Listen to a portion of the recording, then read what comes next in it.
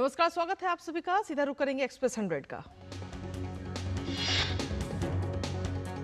प्रधानमंत्री नरेंद्र मोदी ने रूस दौरे पर मॉस्को में भारतीय समुदाय से मुलाकात की और भारत की तरक्की से जुड़ी बातों को साझा किया। पीएम मोदी ने कहा कि उन्होंने तीसरी बार इस संकल्प के साथ भारत में प्रधानमंत्री पद की शपथ ली कि वो 3 गुना ताकत के साथ काम करेंगे। पीएम मोदी ने कहा कि वो भारत में स्वयं सहायता समूहों को सशक्त बनाना चाहते हैं। गांव की गरीब महिलाओं को लखपति दीदी बनाने का भी लक्ष्य है। मॉस्को में भारतीय समुदाय के सामने पीएम मोदी ने कहा कि आज भारत वो देश है जहां दुनिया का तीसरा सबसे बड़ा स्टार्टअप इकोसिस्टम है। पीएम ने कहा कि आज का भारत दशकों से चली आ रही समस्या का समाधान करने में विश्वास करता है, कारपेट के नीचे नहीं दबाता। पीएम मोदी आज मॉस्को में राष्ट्रपति व्लादिमीर पुतिन के साथ 22वें भारत रूस वार्षिक शिखर सम्मेलन की सह अध्यक्षता करेंगे। क्रेमलिन में प्रधानमंत्री मोदी अज्ञात सैनिकों की कब्र पर पुष्पांजलि भी अर्पित करेंगे। वहीं राष्ट्रपति पुतिन के साथ एटम प्रदर्शनी केंद्र का भी दौरा करेंगे। पीएम मोदी आज मॉस्को से ऑस्ट्रिया जाएंगे। उनका ऑस्ट्रिया दौरा इसलिए भी ऐतिहासिक है क्योंकि 41 साल बाद कोई भारतीय पीएम यहां जा रहे हैं। बुधवार को पीएम मोदी ऑस्ट्रिया के राष्ट्रपति अलेक्जेंडर वॉन डेर वेलन से भी मुलाकात करेंगे और अपने समकक्ष फेडरल चांसलर कार्ल नेहमर के साथ प्रतिनिधिमंडल स्तर की वार्ता करेंगे। ऑस्ट्रिया के साथ नवाचार, प्रौद्योगिकी और सतत विकास के नए और उभरते क्षेत्रों में भारत की साझेदारी को और भी अधिक मजबूती देने को लेकर पीएम चर्चा करेंगे। पीएम मोदी ने कहा कि वो ऑस्ट्रिया के चांसलर के साथ व्यवसाय और निवेश की संभावनाओं को लेकर दोनों देशों के प्रतिनिधियों के साथ वार्ता करेंगे। ऑस्ट्रिया में रहने वाले भारतीय समुदाय से प्रधानमंत्री मुलाकात करेंगे। दोनों देशों के बीच राजनयिक संबंधों के 75 साल हो चुके हैं। भारत ऑस्ट्रिया के बीच व्यापार, तकनीक और सतत विकास के क्षेत्र में संबंध बेहद मजबूत है। ऐसे में पीएम की ये यात्रा इन संबंधों को और मजबूत करने का काम करेगी। जम्मू कश्मीर के कठुआ में आतंकियों ने भारतीय सेना की गाड़ी पर गोलीबारी और फिर ग्रेनेड से अटैक किया। सेना के 5 जवान शहीद। आतंकी हमला उस समय हुआ जब सेना के जवान रूटीन पेट्रोलिंग पर थे। सेना की गाड़ी पर दोपहर करीब 3:30 बजे आतंकियों ने ग्रेनेड फेंके और फायरिंग की। कठुआ में सर्च ऑपरेशन चलाया जा रहा है। सेना के पैरा कमांडो को कठुआ के दूरदराज के माचिंडी मल्हार क्षेत्र में हवाई मार्ग से उतारा गया। रक्षा मंत्री राजनाथ सिंह ने आतंकवादी हमले में शहीद जवानों के परिवारों के प्रति संवेदना जाहिर की। उन्होंने कहा, आतंकवाद विरोधी अभियान जारी है और हमारे सैनिक क्षेत्र में शांति और व्यवस्था लाने के लिए दृढ़ हैं। जम्मू कश्मीर के पूर्व मुख्यमंत्री और डेमोक्रेटिक प्रोग्रेसिव आजाद पार्टी के चेयरमैन गुलाम नबी आजाद ने इस आतंकी घटना की कड़ी निंदा करते हुए सरकार से सख्त कदम उठाने की मांग की। हाथरस भगदड़ मामले में एसआईटी ने 300 पन्नों की रिपोर्ट सौंप दी है। योगी सरकार ने एसआईटी जांच के आदेश दिए थे। सूत्रों के अनुसार सत्संग का आयोजन करने वाली समिति को अनुमति संख्या से अधिक लोगों को बुलाने, पर्याप्त व्यवस्था नहीं करने जिम्मेदार ठहराया गया। एसआईटी रिपोर्ट में यह भी कहा गया कि अधिकारियों ने अनुमति देने के बावजूद आयोजन स्थल का निरीक्षण नहीं किया। एसआईटी ने हादसे से जुड़े बयान और कई साक्ष्य जुटाए। हाथरस हादसा मामले की स्वतंत्र जांच की मांग करते हुए एक याचिका सुप्रीम कोर्ट में सीजीआई के सामने लगाई गई। सीजीआई ने कहा कि इसे लिस्ट किया जाएगा। न्यायमूर्ति शील नागू ने आज चंडीगढ़ में पंजाब और हरियाणा हाईकोर्ट के मुख्य न्यायाधीश के रूप में शपथ ली। बीजेपी अध्यक्ष जेपी नड्डा आज केरल के दौरे पर तिरुवनंतपुरम में बीजेपी कार्यकारी बैठक में भाग लेंगे। सांसद और नेता प्रतिपक्ष बनने के बाद राहुल गांधी आज रायबरेली दौरे पर बछरावा के हनुमान मंदिर पहुंचकर पूजा अर्चना की। राहुल गांधी के मणिपुर दौरे को बीजेपी ने राजनीति से प्रेरित बताया। संजय जायसवाल ने कहा कि केंद्र सरकार माहौल को शांत करके हालात को काफी हद तक सामान्य कर चुकी है। पश्चिम बंगाल में एक लड़की की पिटाई का वीडियो वायरल होने के मामले में बीजेपी प्रवक्ता शहजाद पूनावाला ने कहा कि टीएमसी का मतलब तालिबानी मुझे चाहिए। नीट यूजी परीक्षा में कथित गड़बड़ियों के मामले में सुप्रीम कोर्ट ने कहा कि दोबारा परीक्षा का आदेश देने से पहले पेपर लीक कहां से हुआ ये पता होना जरूरी है।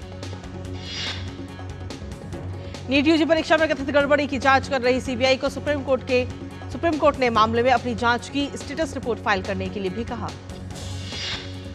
सुप्रीम कोर्ट ने केंद्र सरकार और एनटीए से ये भी जानना चाहा कि वो साइबर फॉरेंसिक यूनिट या किसी अन्य एजेंसी के डेटा एनालिटिक्स का इस्तेमाल करके संदिग्ध मामलों का विश्लेषण कर पाए या नहीं। पेपर लीक की ऐसी कोई घटना भविष्य में न हो, इसके लिए अलग अलग तरह के विशेषज्ञों की संभावित समिति के बारे में भी सुप्रीम कोर्ट ने केंद्र सरकार से जानकारी मांगी।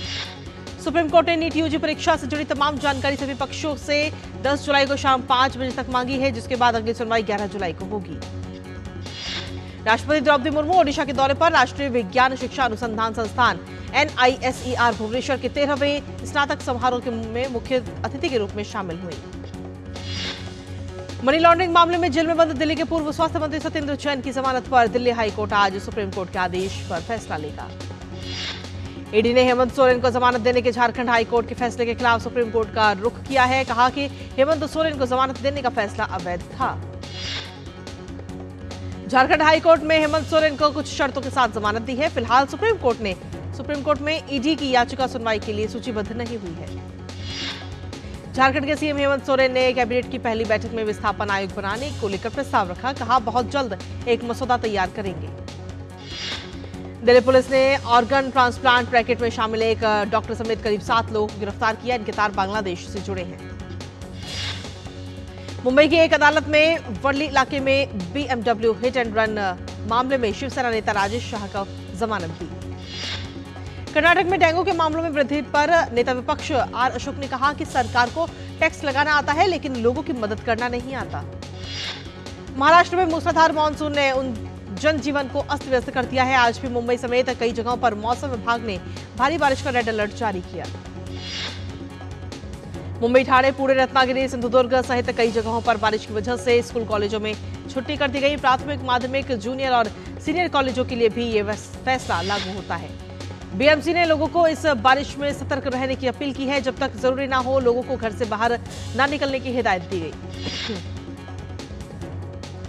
बीएमसी ने अपनी सभी आपदा प्रबंधन टीमों को हाई अलर्ट पर रखा है। कहा कि किसी भी सहायता के लिए बीएमसी के आपदा प्रबंधन सेल से 1916 पर संपर्क कर सकते हैं। अगले 2 दिन कोकण, गोवा, मध्य महाराष्ट्र और गुजरात में भारी बारिश की चेतावनी। गुजरात और उत्तरी केरल से चल रही एक ट्रफ रेखा के कारण पिछले कुछ दिनों से पश्चिमी तट पर मानसून सक्रिय है।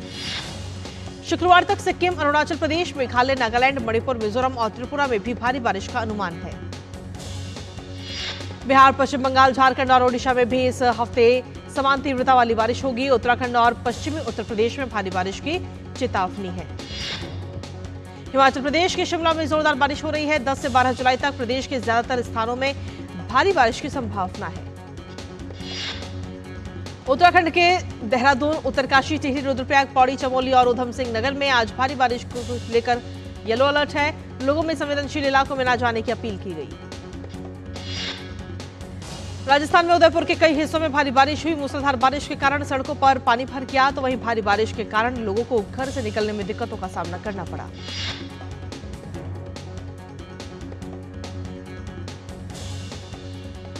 और बुलेटिन में फिलहाल वक्त एक छोटे से ब्रेक का, बने रहिए हमारे साथ। दादी के हाथों का जादू और खुशबू से महकता घर। MDH गरम मसाला, असली मसालों से भरा हूँ मैं, क्योंकि हर रिश्ता है स्वाद से जुड़ा। बात जब पीढ़ियों के लिए बनने वाले घर की हो तो जिम्मेदारी बड़ी हो जाती है। गैलेंट समझता है ये जिम्मेदारी। अब डबल M रिब्स के साथ गैलेंट एडवांस TMT रीबार, निर्माण का रियल हीरो। और ब्रेक के बाद एक बार फिर से स्वागत आप सभी का वापस रुक एक्सप्रेस 100 का।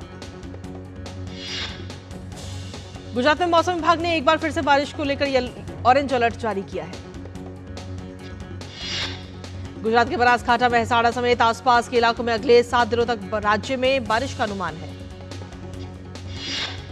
दक्षिण गुजरात में मछुआरों को समुद्र में न जाने की सलाह दी गई। समुद्र के किनारे हवा की गति 35 से 45 किलोमीटर प्रति घंटे की रफ्तार रह सकती है।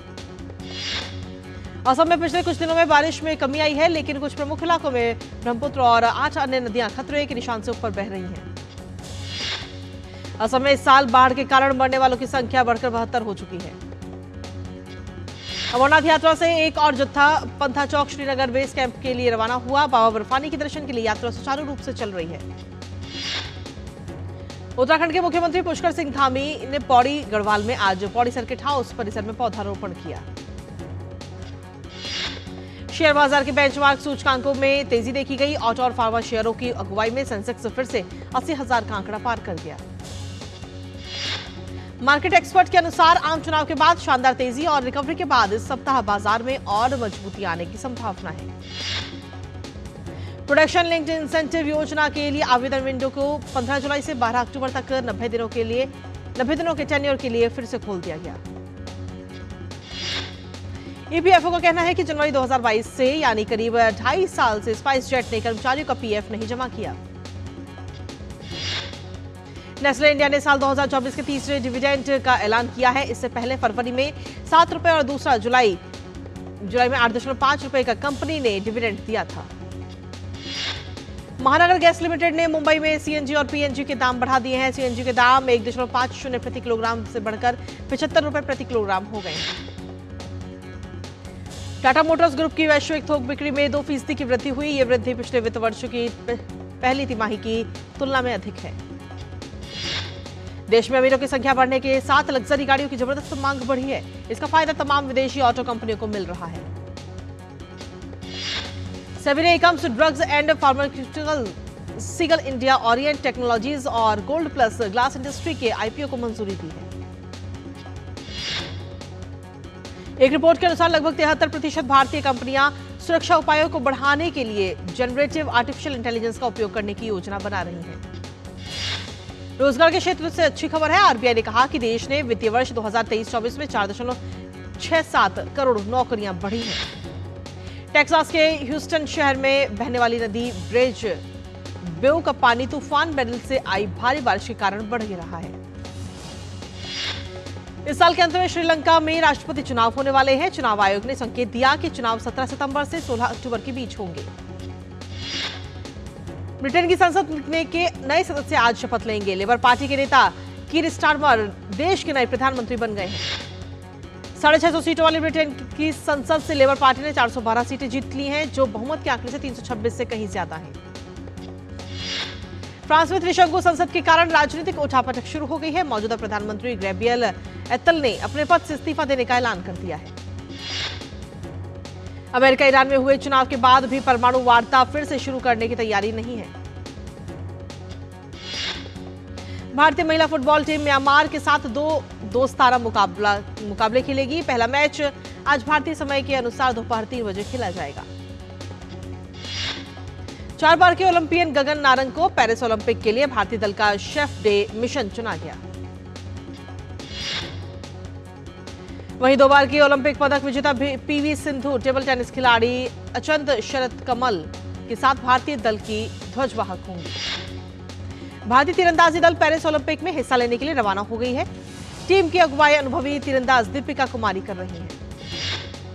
भारत और दक्षिण अफ्रीका की महिला टीमों के बीच 3 मैचों की T20 सीरीज का तीसरा मैच आज चेन्नई में खेला जाएगा।